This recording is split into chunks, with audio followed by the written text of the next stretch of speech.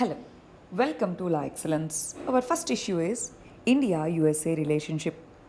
Recently, Secretary of State of USA visited India. In this context, major discussions held between India and USA includes Afghanistan and how to deal with Afghanistan crisis. Second one, countering COVID-19. In this context, USA said it wants to donate few millions of vaccines to developing countries including India. Next one, Indo-Pacific strategy and Quad. On this issue, there is complete consensus between India and USA. Commitment to religious freedoms and human rights. This is a little controversial between India and USA, but we made terms with this and majorly we discussed on these issues. Afghanistan issue, COVID-19 countering, and Quad issue. Quad, as it is strategically, we have consensus. India and USA, we have consensus. With regard to Afghanistan, USA's policy and India's policy are at divergence. USA is quickly moving out of Afghanistan, which might pose security challenge to India. In this context, we are discussing about the possibilities of maintaining security and peace in Afghanistan. Next issue is acts of vandalism and no immunity. In 2015, few members of Legislative Assembly of Kerala, they vandalized the furniture during the budget session. They protested, they vandalized the furniture. In this context, Assembly Secretariat of Kerala has filed the case against these members who have vandalized the infrastructure. Then recently, at that time, these people were in opposition party. Now they got elected. Now they are in the ruling party. Recently, public prosecutor he has requested for withdrawal of the case on these individuals. Kerala High Court, Supreme Court have rejected this particular proposal. Why? Supreme Court has said that yes, members have the privileges. They can express freely, but that doesn't mean they can vandalize the public infrastructure, public property, and they don't have privileges under criminal laws. Under criminal laws, privileges are not applicable. Legislators cannot unleash violence. They cannot run riot in the parliament or legislative assembly, and they cannot claim privileges and immunity by doing all these things. This is the argument of Supreme Court, and it said we have to proceed with the criminal proceedings against these individuals. Next issue is flash floods in Jammu and Kashmir and Himachal. Jammu and Kashmir, Ladakh, Himachal, these areas, now they are experiencing monsoon rainfall. Flash floods due to incessant or heavy rainfall led to these flash floods. And now the impact of these flash floods include loss of life, loss of property, landslides, which can be considered as secondary hazard that led to damage of infrastructure like roads, etc. Infrastructural damage has happened. Now what can be done? We can see the trend of flash floods, not just in India, but in European countries, USA, in other countries too. That's why moving towards sustainable development, especially in the fragile ecosystems like Himalayan states, and bringing in disaster resilience mechanisms in these areas, these are some of the solutions.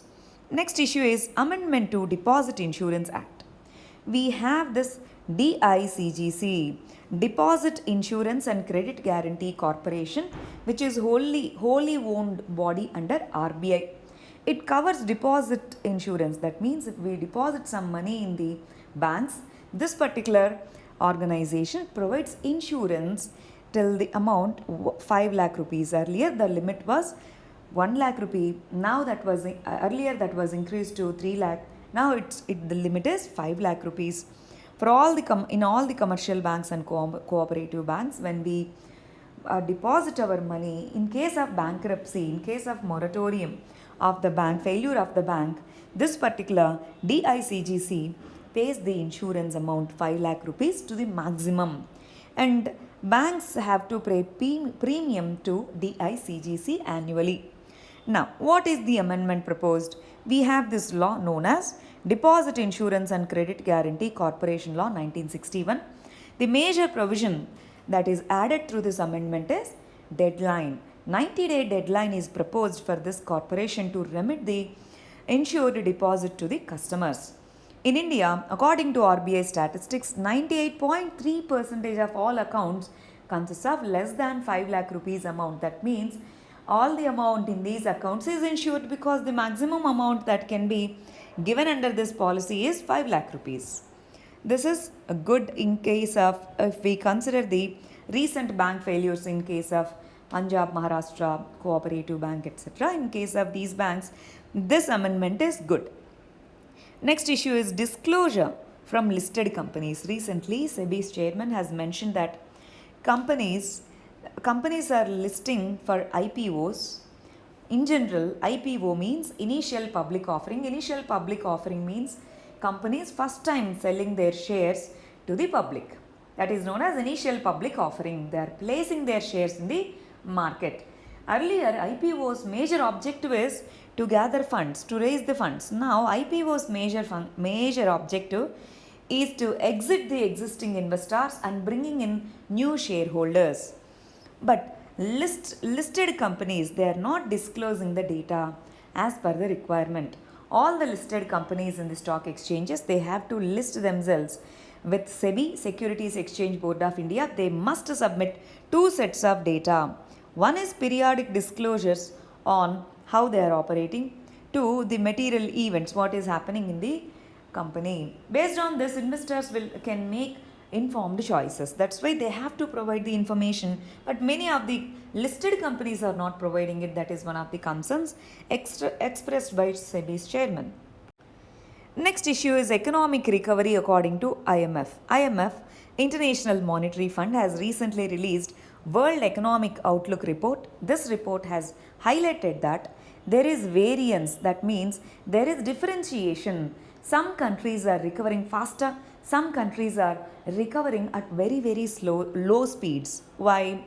Distribution of vaccines are unequal. In India's case, as of now, only 7% of total population got fully vaccinated, but in case of UK, USA, they have more than 50%. In this context, if India has to grow, we need to invest more on mass vaccination, and we need to generate employment, especially during this recovery phase. This can bring in the economic revival in India. Next issue is probing Pegasus. Recently, West Bengal has appointed an inquiry committee to probe the Pegasus issue. We know what is Pegasus. Pegasus is a spyware that gathers the data without our knowledge from our computer or mobile phone. Now, what are the issues in appointing this inquiry committee? One, this issue is not a localized one. This issue has global ramifications, and coordination from central investigating authorities is needed. How can this committee, without central information, probe? Next, information sharing related to defense issue, because as we know, Pegasus is a defense software. So why will and how will the central government share the defense information? These are all the constraints. Already West Bengal and center's relationship is not good. In this context, it is good if the center can go for such inquiry committees instead of states. Next issue is Supreme Court's review on 97th Constitutional Amendment Act. Constitutional Amendment Acts are passed under Article 368. There is separate procedure. Under Article 368, for different types of constitutional amendments, we have different sets of procedures. With regard to 97th Constitutional Amendment Act, this deals with cooperatives. Government of India Act 1919, it has placed cooperatives in the provincial list. After independence in our constitution, we placed it in the state list.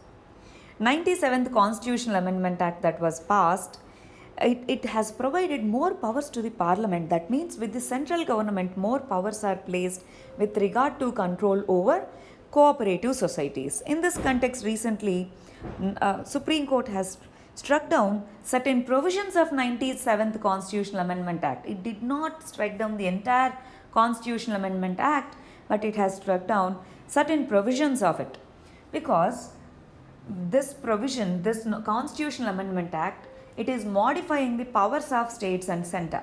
So, ratification by half of state legislative assemblies is mandatory.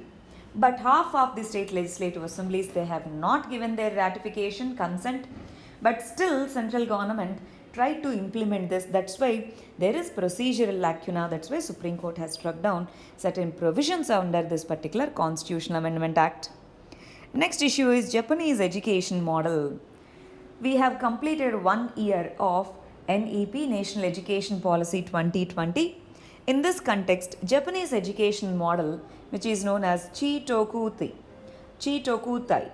So this model, this deals with building knowledge, building value system, and building the physical and mental well-being. That means this system surrounds itself with the holistic development of the child.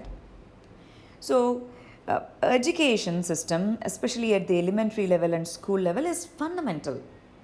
Good education, investing in good education leads to private and social returns. It helps in national building. In this context, holistic development of child is necessary. Japanese model can be one of the worth emulating models for India. Especially the theme of it is worth emulating. Next issue is need for new population policy in India. Recently, UP, Assam, they have proposed for two-child norms and then certain policies regarding population control. But if we observe National Family Health Survey 4, this data shows that fertility rates across the states and overall in India, it is decreasing. In this context, and again, there's one more thing. Fertility rate, it doesn't depend upon the religion. It depends upon socio-economic conditions of a group like education, income, maternal and child health care conditions and other related factors. Now, that's why there is huge criticism in population control strategies which depends upon such two-child norms. So, population control can be better done through socio-economic development and education, not through forceful means, through incentive and disincentive mechanism. In case of two-child norm, it can lead to skewed sex ratio because in India we have caste rigidities, but we have patriarchal system, male-dominated male preference is existing. In this context, if we have mandatory two-child norm, it can lead to skewed sex ratio. So in this context, now this particular data shows that in next coming decade, the problem is not with more population. The problem is with the aging population. If we don't have young population, if we have severe restrictions on the population, by next few decades we will have less young population and more old population or aging population that can destabilize India's population pyramid. In this context, there should be balance and incentive disincentive model should replace with socio-economic model. Our final issue is strengthening fiscal federalism. James Madison, who is seen as a constructor of US Constitution, said that powers delegated to federal government, that is states, are few, but powers that should be with the state government should be more, but the delegation of powers to the states are less. And then Sir Ivor Jennings defined Indian Constitution as India with strong centralizing policy. States with strong center. That's how he defined it. Now, what are the issues with fiscal federalism? GST compensation issues, finance commission transfer issues, cess issues, implementation of central sponsored schemes. These are some of the issues. In this context, consensus and consultation will promote the fiscal federalism. Team India should be a reality, it should not be a rhetoric. These are the articles. Thank you very much. All the very best.